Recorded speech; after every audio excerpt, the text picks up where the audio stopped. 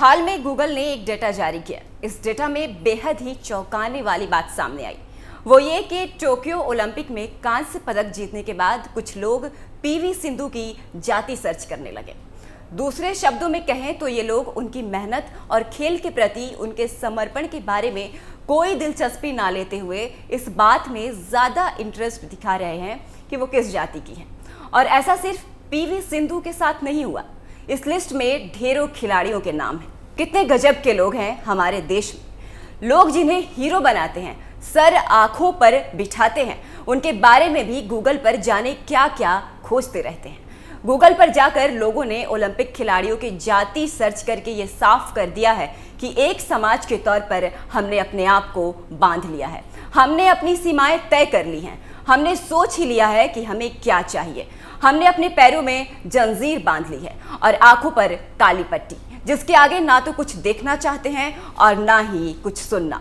फिर हमारी सोच चाहे कितनी ही गंदी हो, लोग इसे चाहे जितना ही खराब बताएं, लेकिन हम तो इसी पर टिके रहेंगे।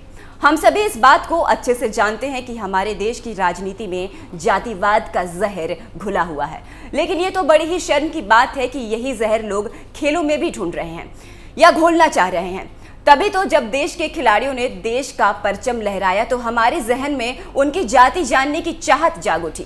ये कितने दुर्भाग्य की बात है कि जब भी कोई खिलाड़ी अपने बेहतर प्रदर्शन से देश का मान बढ़ाते हैं तो फिर कुछ लोग उनके प्रदर्शन की चर्चा ना करके उनकी जाति जानने में दिलचस्पी लेने लगते हैं। ये कितने दुख की बात है कि हमारे देश के कुछ नेता भी यही जहर खेलों में घोलना चाह रहे हैं। कैप्टन अमरिंदर सिंह हो या फिर टी राजा सिंह जैसे बीजेपी के विधायक, जिन्होंने सानिया मिर्जा को मुसलमान पाकिस्तान और देश के लिए पदक जीतने वाली पीवी सिंधु को हिंदुस्तान के नजरिए से देखा।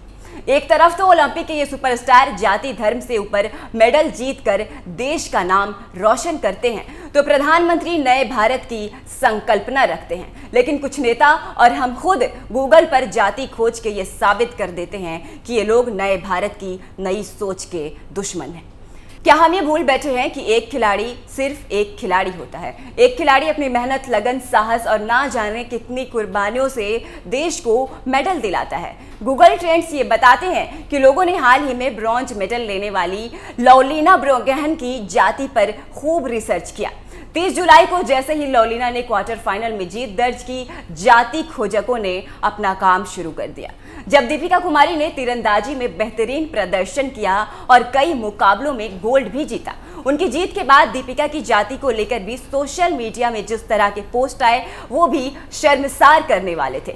देश में बहस छिड़ गई थी और हर किसी को उन्हें अपनी जाति का बताने की होड़ लग गई थी। किसी ने उनके नाम के साथ महतो जोड़ा तो किसी ने मल्लाह। क्या खिलाड़ियों का महिमा मंडन इसी तरह से किया जाना सही है? जब खिलाड़ी आर्थिक तंगी के दौर से गुजर रहे होते हैं तब कोई उनकी जाति नहीं पूछता, उनका मजहब नहीं जानना चाहता और ना ही कोई दल उनकी सुध लेता है।